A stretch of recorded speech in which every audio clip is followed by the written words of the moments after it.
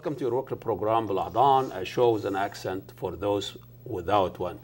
We also the images of this young 3-year-old boy from Syria who was washed ashore, Turkey, and we know now we know his name is Elian Kurdi, and the whole world is focusing on that horrible, tragic image and forgot about the main, real tragic reality of the Syrian people back home, where the Assad is slaughtering them. Now more than 300 people are dead. This is what the focus should be, and they should know, the Europeans should know their governments, their military, their supportive dictators, and their invasion and torn the area, Middle East, and that's what caused migrants and immigrants to float and escape to their shores. This is the main point.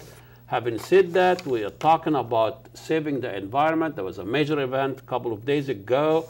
A Clear Air project was sponsored by Representative Keith Allison, and I went there. We talked to the people. We have here a very great guest, community organizer, environmental activist, Karen Monahan, and says with Sierra Club. Welcome to BelAhdan. Karen, I met you at that event. You are the whole soul and a lot of activities that a lot of people don't hear about. It was saving the environment, and your club and your work is really a great work. Now it's elevated to become a national conversation and debate.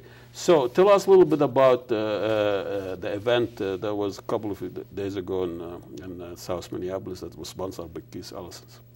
Yes, thank you for having me on the show. The event that we had was on the Clean Power Plan. There's been a lot of conversation over the last couple of years of Obama's Clean Power Plan.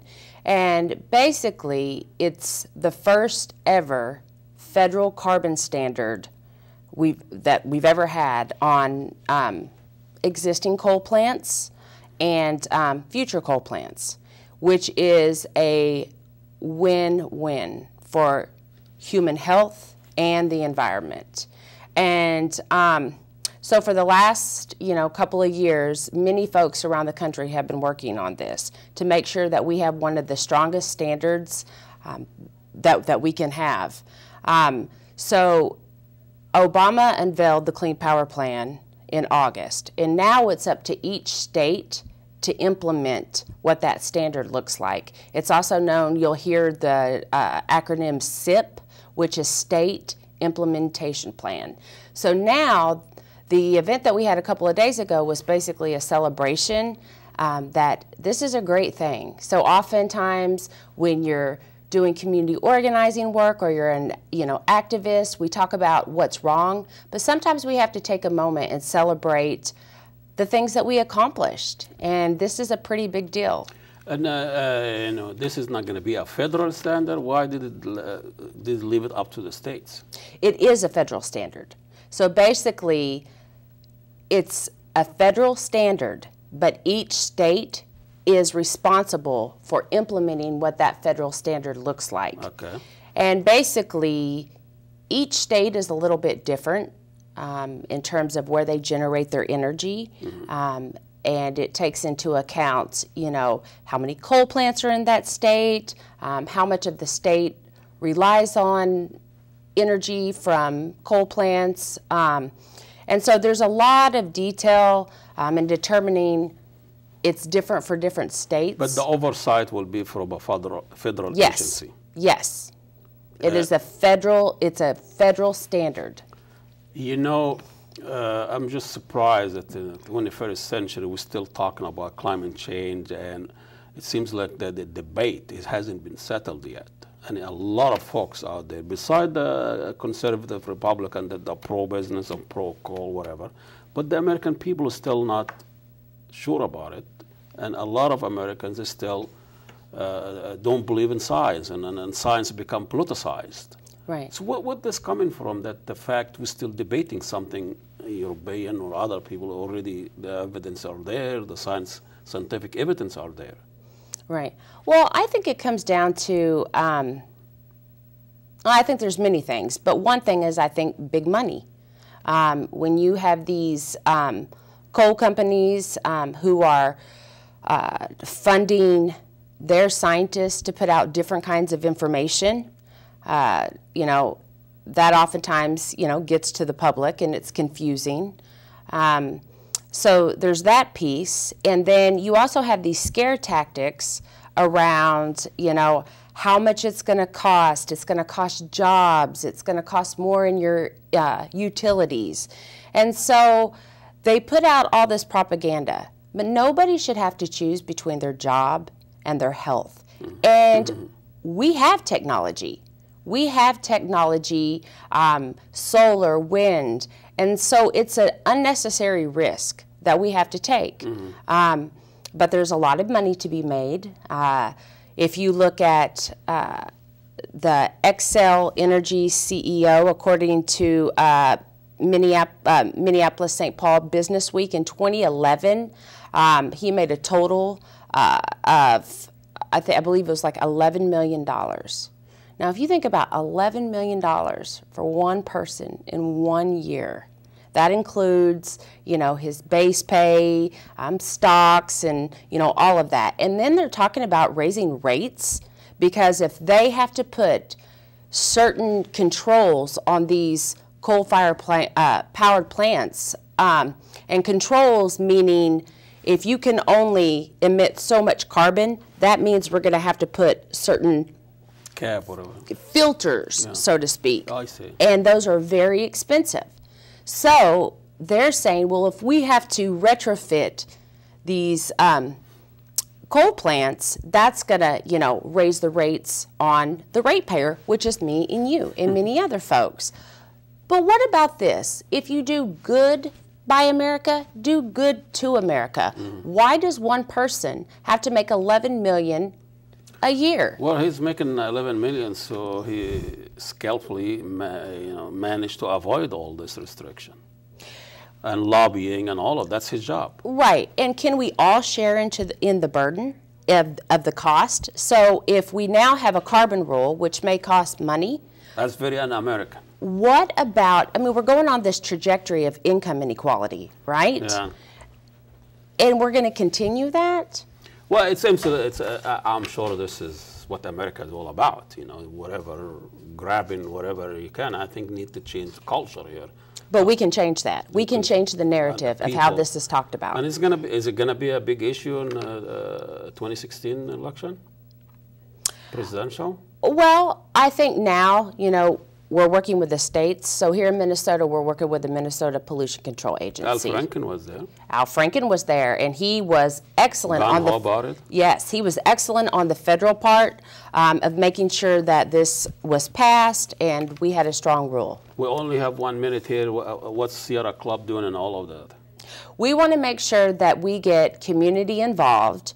We want to make sure that community has a voice at the state level to say that Minnesota wants a strong carbon rule. We want the strongest one possible. We have the resources to make sure that we have renewable energy, and we also have to make sure that the benefits of the carbon rule are dispersed to everyone. And the cost too. Yes. Thank you so much, Karen, for your All great right. kid, and you're doing a great job, and good luck with that. Karen Monahan, the Sierra Club, and talking about the clear power plant. And I think it's about time we talk about the cost of having cheap prices at Walmart or at a shopping mall. There is a cost behind it. We don't see it on the menu of restaurants. There's a cost behind it. We don't see it on price tag of the product we buy, the cost of the environment. We'll see you next week. Assalamu alaikum, and God bless you all.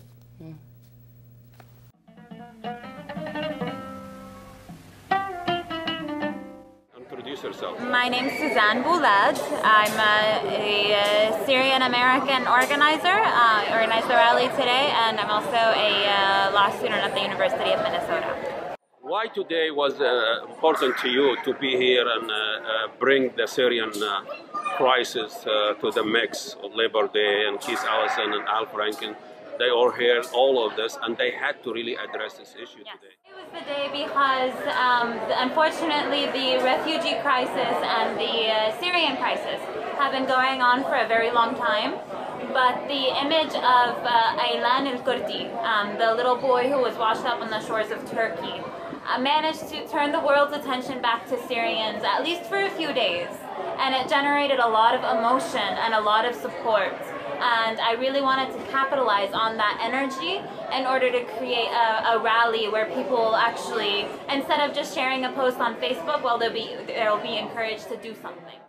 We're here because we're celebrating Labor Day, but we had a very, very important meeting with our Syrian American community who brought our attention to the tragic and horrible situation for the refugees. So we're doing Labor Day, but we've also flexible enough to include more than one reason for getting together. Keith Ellison has been a strong ally to the Syrian American community, and we felt like this would be a place with a lot of friends where we could get a lot of new supporters. As a politician itself, why did we wait that long until it became a human tragedy? You know, in politics, the biggest number is 1. It's not 435, it's not 87%, it's not 10 million, the biggest number is 1. You see that one little boy wash up dead on the beach, it shocks everyone. You see the one journalist get beheaded, it shocks everyone. 1 is the biggest number. 1 is the number people relate to. So why do we have a new attention on the Syrian crisis? Sadly, because this little boy's life got sacrificed for it. Maybe now we'll wake up and do something that we should have been doing for a long, long time. You felt like people didn't know how to deal with the humanity of the Syrian protesters, and they wanted to either brush them off as terrorists, which is part of the Assad regime's plan as well, or they wanted to brush them off as victims. Oh, these are just refugees. They're not actually political players with their own voice and their own agency. You know, I've been to Syrian refugee camps in Turkey, and it's tragic. The children, so many kids, women and kids, is mostly who it is. They pay the price. Few men, and not that many men, mostly women and children. A lot of men, no leg, no arm, that kind of thing.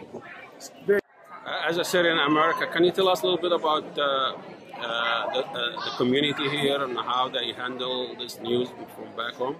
Yeah, the Syrian American community in the U.S. is fairly large. My family has dealt with it very personally as well. I've had family members be killed in the conflict. I've also had a cousin who made the same journey across the Mediterranean that has claimed so many lives. And it's hard. You go through a lot. As a Somali American, do you see any parallel between what's happening in Syria and happening? Yes, actually, the other day I was sort of having PTSD. I couldn't look at the pictures of the babies because I could easily see myself being one of those kids, you know, escaping a war at a young age. I knew the difficult decisions my parents made to make sure that at least some of us survived. I'm committed to continue the push. I've been working on this for many years, very frustrated with the lack of progress, but we're not going to quit because we don't have the luxury of doing that. What do you want the American people to know about the Syrian crisis now that is not really covered, it's not really present in the mainstream media? I want the American people to know that it's still a revolution. Even with the refugees staged a protest in Hungary, I think. And if you listen to their chants, they're the same chants, they're the same songs that were sung in Daraa and Damascus. These are people that, they don't want charity. They don't want to be seen as victims. These are people who want control of their own destiny. You know, God willing, you know, we will finally focus the attention on ending the Syrian crisis and also helping Syrian refugees come to the United States. You know.